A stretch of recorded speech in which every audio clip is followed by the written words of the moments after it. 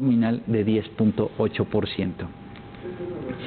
Continuamos con el tema. Ahora voy a conversar con Diego García Saucedo, el socio director de García Velázquez Abogados y también integrante de la Academia Mexicana del Derecho Procesal del Trabajo. ¿Cómo estás, Diego? Gracias y bienvenido. Hola, Víctor. Muy buenas tardes. Muy bien, muchas gracias. Al contrario, gracias a ustedes. Gracias. La idea de platicar contigo es para tener el análisis de alguien que conoce bien el mercado laboral mexicano, de las cifras que quería conocer el IMSS y otros temas. En tu opinión, ¿hay una recuperación en la generación de empleo con 173,000 altas en octubre? Yo no hablaría mucho de una recuperación del empleo, sino más bien un incremento en la formalización del mismo. Esto pues puede obedecer a diversos factores, ¿no? Por ejemplo, tú mencionabas que se trata de un incremento histórico. Sí, conforme al comportamiento de las últimas 2 décadas ha habido un incremento pues de hacerse notar. Sin embargo, por ejemplo, a estas alturas del año pasado teníamos un 16.6% mayor crecimiento o creación de empleos formales en comparación a las alturas de octubre, ¿no? Sin embargo, pues insisto que de todos modos es loable y es de admirarse que lo que se esté incrementando sea la formalización del empleo, que es verdaderamente lo que debemos atacar.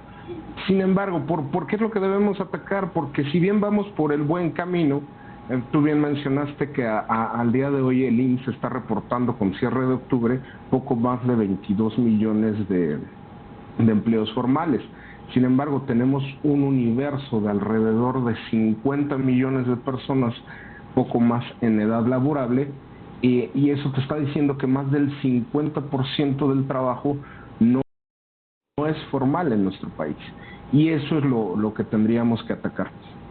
Hay diversos factores que están ayudando a que se incremente esto. Obviamente la legislación que se dio hace 2 años acerca del outsourcing, pues aumentó 2 detalles. Uno, que los patrones estuvieran dando más de alta a sus trabajadores con sus salarios reales, porque ojo, no es que tuviéramos una tasa baja de formalidad, sino que teníamos una tasa alta de subcotización. Quiere decir que esto obedece también a otra cifra que diste del salario base de cotización, que ese sí representa un aumento del 10.8%, con base a que, pues bueno, ya se están reduciendo las técnicas o las tácticas fiscales para disminuir las aportaciones obrero-patronales y esto que impacta en beneficio del trabajador. Sin embargo, pues obviamente hay sectores patronales que no tienen este músculo financiero y que son mucho más del 70% de los que otorgan el empleo formal, vamos a llamarle en este país, y ahí es donde se está complicando, ¿no?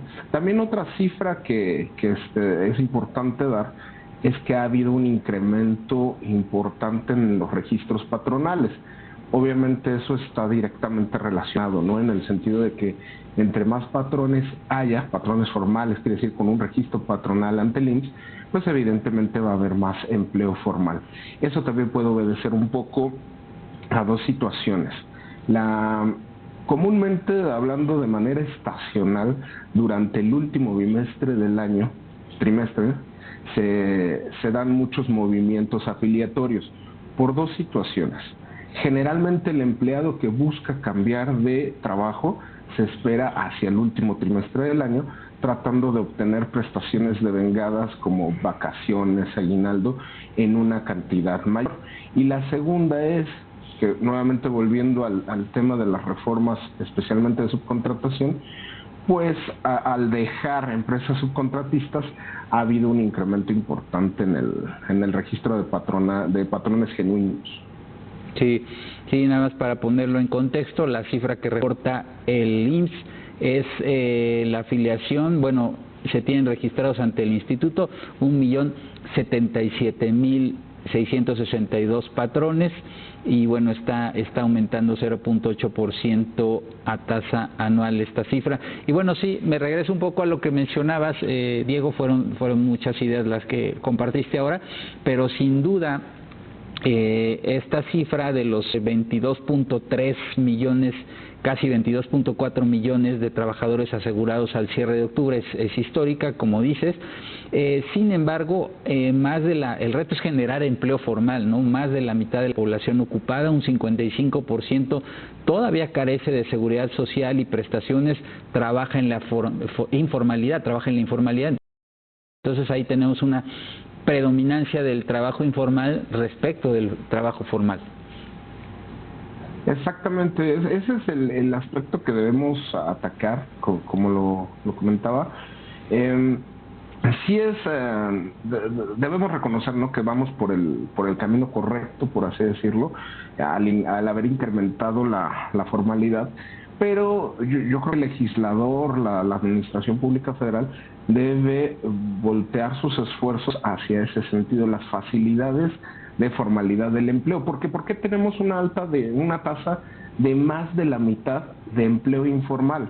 Esto es porque la mayoría del empleo o del empleado no tiene esta situación de músculo financiero, músculo administrativo para poder cumplir con sus obligaciones. La subcontratación, por ejemplo, bien que mal, facilitaba en ese sentido la administración del patrón. No quiere decir que debemos abrazar figuras donde se subcotice, donde se disminuyan derechos de los trabajadores, pero sí deberíamos crear figuras que estimulen la formalidad. Ejemplo, a los pequeños y microempresarios, que siempre nos fijemos no tanto en el número de trabajadores, sino en los ingresos que generan, lo que facturan. Esa debería ser la línea de corte. Pues a estos empleadores que dan mucho trabajo y que no facturan tanto, que no generan tantos ingresos, crear algún mecanismo de facilidad para el alta de sus trabajadores, para su propia alta patronal. Esto es a lo que se deben de orientar los esfuerzos si es que queremos reducir esa brecha de informalidad que pues todavía es muy alta. Sí. Finalmente, Diego, viene la discusión en el Congreso sobre la reducción de la jornada laboral a 40 horas semanales. En distintos foros se ha comentado que de ser aprobada esta reforma sería necesaria una implementación gradual, paulatina, para aminorar los impactos de este cambio en las empresas. ¿Coincides? Sí, por supuesto. De hecho, yo he mencionado que incluso hay sectores obreros que se verían afectados si el cambio es de golpe. Me dicen, ¿cuáles sectores obreros? Al contrario, ¿no? Ellos abrazarían mucho esta modalidad, esta novedad. Piensa, por ejemplo, simplemente en sectores como los meseros, como los despachadores de gasolina. Ellos realmente su fuente alta de ingresos son las propinas. Entonces, entre más días trabajen, más ingresos llevan. Eso es por poner un ejemplo de los sectores obreros que se ven afectados. Evidentemente, el sector patronal pues se ve afectado en el sentido de que van a tener que contratar más turnos, distribuir más horas extras, en fin, ¿no? De que también es necesaria la reducción, porque somos uno de los países miembros de las OCDE que más trabaja.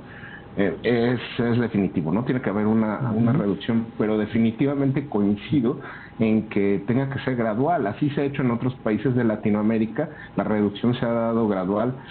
Ejemplo, 2 horas el próximo año, 2 horas el que sigue, así hasta llegar al objetivo, y ha dado buenos resultados. De acuerdo. Diego García Saucedo, socio director de García Velázquez Abogados, integrante también de la Academia Mexicana del Derecho Procesal del Trabajo. Gracias por ayudarnos a tener un mejor entendimiento de las condiciones del mercado laboral en México. Saludos, que tengas buena semana. Buena semana, Víctor. Un abrazo. Gracias. Vamos a la pausa.